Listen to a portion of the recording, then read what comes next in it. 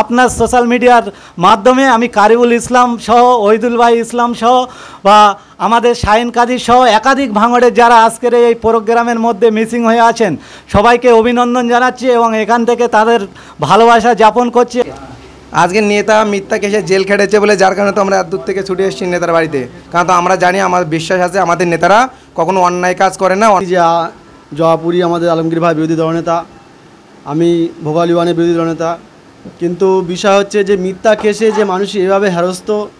সর্বপ্রথম আমাদের দলের প্রতিটি কর্মীকে আমরা সম্মান জানাই, তারা যে ভালোবাসা দিয়ে আমাদেরকে আগলে রেখেছে এবং এই আমরা যে লড়াই করি মানুষের জন্য, সেই লড়াইয়ের প্রতিটা স্টেপের শক্তি যোগায় এই সাধারণ ব্যক্তিকে শুরু করে দলের কর্মীরা। সেই দলের কর্মীরা মনে করেছেন যে আলমগীর দলের হয়ে খেটেছে, মানুষের জন্য কাজ করেছে, মানুষ রূপে তারা আমাদেরকে সম্বর্ধনা জানাতে এসছে। আমি আমার তরফ থেকে যারাই উপস্থিত হচ্ছেন এবং যারা আমাদের সঙ্গে আছেন সবাইকে আমি অভিনন্দন এবং ভালোবাসা জানাচ্ছি।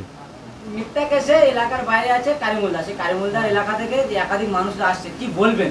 আর কারিমুল্লাহকে নিয়েও কি বলতে চাইছেন এই যে ওয়াকফ আন্দোলনে কেসকে এলাকার বাইরে? দেখেন, কারিবুল ইসলাম হচ্ছে আমার লড়াইয়ের সঙ্গী, আমার দলের সঙ্গী, আমার দলের সৈনিক তিনি। তানার সেনাপতিরা আজকের এসছেন, তানাদের তানের দলের যে আরও কর্মীরা তানারা এসছেন, তানাদের সেনাপতি ছাড়ায়।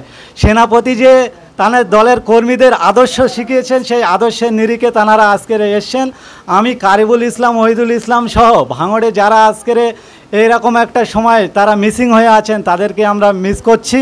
আমরা আশা করছি গণতন্ত্র প্রক্রিয়ায় আইনের উপর আস্থা রেখে যাতে তাদের জীবনটাও স্বাভাবিক জীবনে ফিরে আসে এবং তারা যেন মানুষের জন্য কাজ করতে পারে, এই আশা আমরা রাখছি। ভাঙড়ে কি বলবেন এই যেভাবে আপনারই অঞ্চলে একটা যুবক তিনি কিন্তু টিএমসির গুলিতে মৃত্যু হলো এমনই অভিযোগ উঠছে, তারপরেও শাসকরা অস্বীকারে যাচ্ছে এবং শাসকের একাধিক ছোটখাটো নেতারাও কিন্তু গার্ড পাচ্ছে, কি বলবেন? বিরোধী দল করতে গেলে তাহলে আপনাদের কি পরিস্থিতি, তাহলে কি দাবি জানাতে যাচ্ছেন মানুষের সামনে? বা দেখেন, সর্বপ্রথম বলি যে এই যে গুলিতে যে আঘাত হয়ে প্রাণ চলে গেল, এই যে আত্মঘাতী মৃত্যু বলে একটা জিনিস আছে, কিন্তু এটা হচ্ছে প্ল্যান মার্ডার। কারা করেছে, কেবা করেছে, অন্য দলকে ছোটোখাটো করার জন্য প্ল্যান করে এই মার্ডারটা করেছে বলে আমরা মনে করছি। কেন আমরা দেখেছিলাম মার্ডার হওয়ার কয়েক ঘন্টার মধ্যে দলের যিনি আজকের ভাঙড়ের দায়িত্ব নিয়ে আছেন তিনি মিডিয়ার সামনে বলছেন যে নওশাদ সিদ্দিকের মদতে এই খুন হয়েছে, কিন্তু আমরা দেখলাম যে সেইখানে শাসক দলের একাধিক নেতারা তারা অ্যারেস্ট হয়েছে। তাহলে আজকের আমরা বলতে বাধ্য হচ্ছি এটা কাদের মদতে হয়েছে। আরও একটু যদি ভালো করে যারা আধিকারিকরা আছে, পুলিশ প্রশাসন আছে, তারা যদি তদন্ত করে কাদের ইন্ধনে কারা নিজেদের অস্তিত্ব টিকে রাখার জন্য এই মার্ডার করেছে স্পষ্ট হয়ে যাবে। আমরা আইনকে শ্রদ্ধা জানিয়ে যারা তদন্তকারী সংস্থা আছে সমস্ত তদন্তকারী সংস্থাকে অনুরোধ করছি আপনারা এটাকে তদন্ত করেন এবং সত্যি যারা খুনি তাদেরকে সামনে এনে দৃষ্টান্তমূলক শাস্তি দেওয়ার জন্য আমি অনুরোধ করছি।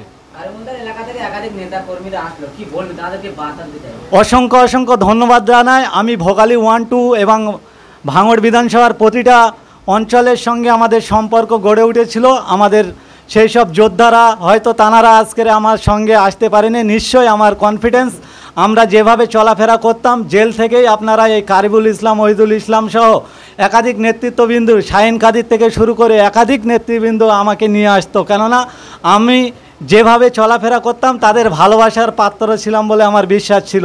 কিন্তু আজকের বর্তমান পরিস্থিতিতে যে ট্যাপে ফেলে দিয়েছে ভাঙড়ের সাধারণ ছেলেরা যারা মানুষের জন্য কথা বলছে, প্রতিবাদী কণ্ঠ হয়ে উঠছে, এই শাসক দল তাদের কণ্ঠকে রোধ করার চেষ্টা করছে। আমি আপনার সোশ্যাল মিডিয়ার মাধ্যমে আমি কারিবুল ইসলাম সহ, ওহিদুল ভাই ইসলাম সহ বা আমাদের শাহিন কাজী সহ একাধিক ভাঙড়ের যারা আজকের এই প্রোগ্রামের মধ্যে মিসিং হয়ে আছেন সবাইকে অভিনন্দন জানাচ্ছি এবং এখান থেকে তাদের ভালোবাসা যাপন করছি এবং সাথে সাথে তাদের কাছে অনুরোধ করছি, ভাই আপনি লড়াইয়ের শক্তি যোগান, আপনার পিছনে গোটা ভাঙড়বাসী আপনার পিছনে দাঁড়িয়ে ভাঙড়ের মানুষের অস্তিত্ব টিকে লড়াইয়ের সঙ্গী হবে বলে আমরা মনে করছি।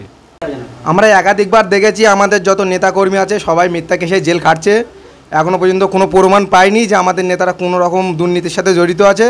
আগামী দিনও খেটে এসছে বিনা কারণে, এখনও জেল খাটছে। আমরা আগামী দিনে এখনও লড়ে যাব, জেল খাটতে হলে আরও জেল খাটবো, তবে আমরা অন্যায়কে প্রস্তুতি করব না। মমতা ব্যানার্জি বলছে মুসলমান দরদি, তাদের নেতারাও বলছে যে মমতা ব্যানার্জি মুসলমানের জন্য দেখছে, কিন্তু সেই ওয়াকাফ আন্দোলনে গ্রেপ্তার হতে হলো ভাঙড়ের মানুষকে, কি বলবেন? ও তো আগামী দিনে হয়ে আসছে, যদি বা মুসলমান যদি আমাদের মুসলিম দরদি হতো তাহলে আর আমাদের ওয়াকাফ আইনে আমাদেরকে আটকানো হতো না, বা এই প্রশাসন দিয়ে এই ঝামেলাটা করতো না। কি বলবেন, এই বাড়ি ফিরে আসলে আপনাদের নেতা কেমন লাগছে?